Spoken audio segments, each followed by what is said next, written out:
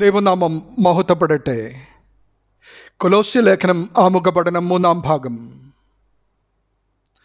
സർവസൃഷ്ടിയുടെയും കേന്ദ്രമായ ക്രിസ്തു എന്ന ആശയമാണ് കൊലോസ്യർക്കുള്ള ലേഖനത്തിൻ്റെ അന്തരാത്മാവ്.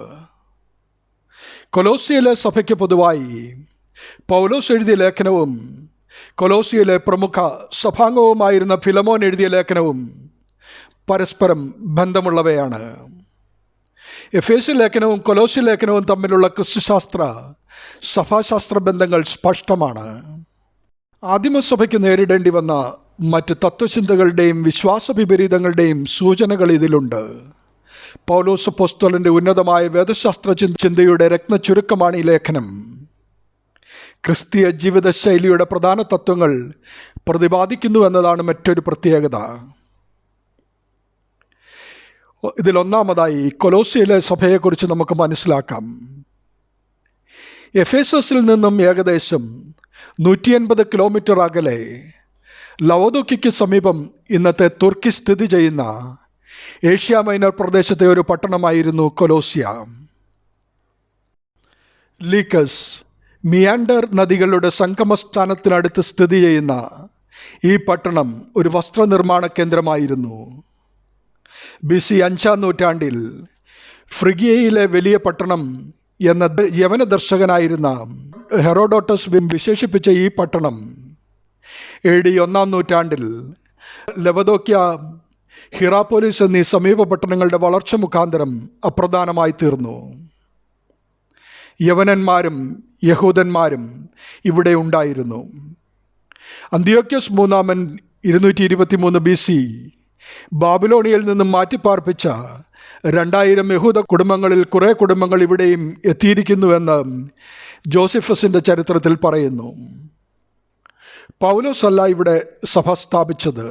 2-1 എഫേസോസിൽ വെച്ച് പൗലോസിൻ്റെ ശിഷ്യനായി തീർന്ന കൊലോസ്യക്കാരനായ എപ്പഫ്രാസ് ആണ് ഇവിടെയും ലവദോക്യയിലും ഹിറാപ്പൊലിസിലും ക്രിസ്തുമാർഗം അറിയിച്ചത്.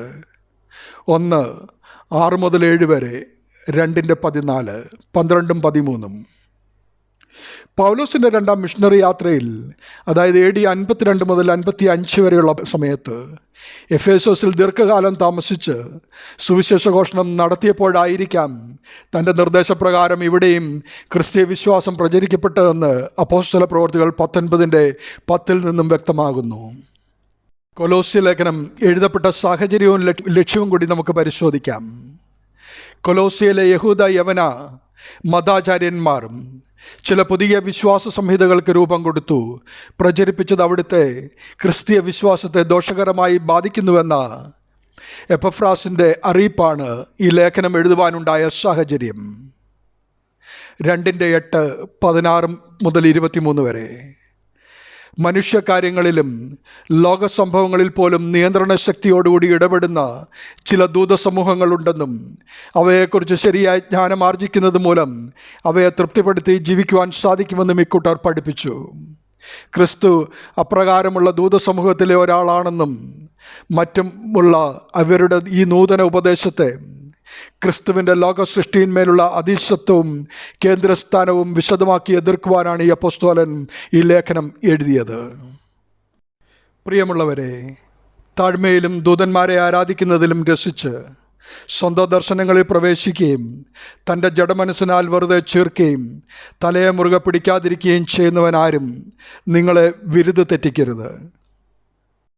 തലയായവനിൽ നല്ലോ ശരീരം മുഴുവനും സന്ധികളാലും ഞരമ്പുകളാലും ചൈതന്യം ലഭിച്ചും ഏകീഭവിച്ചും ദൈവികമായ വളർച്ച പ്രാപിക്കുന്നത്. നാം ക്രിസ്തുവിനോടുകൂടെ ലോകത്തിൻ്റെ ആദ്യ പാഠങ്ങൾ സംബന്ധിച്ച് മരിച്ചുവെങ്കിൽ ലോകത്തിൽ ജീവിക്കുന്നവരെ പോലെയാകാതെ ജഡാഭിലാഷം അടക്കിക്കൊണ്ട് ജീവിപ്പീനെന്ന് വചനഭാഗം നമ്മെ ഓർമ്മിപ്പിക്കുന്നു. അതനുസരിച്ച് ജീവിക്കുവാൻ കർത്താവിൽ ശരണപ്പെടാം. ദൈവനാമം മഹത്വപ്പെടട്ടെ. ആമേൻ.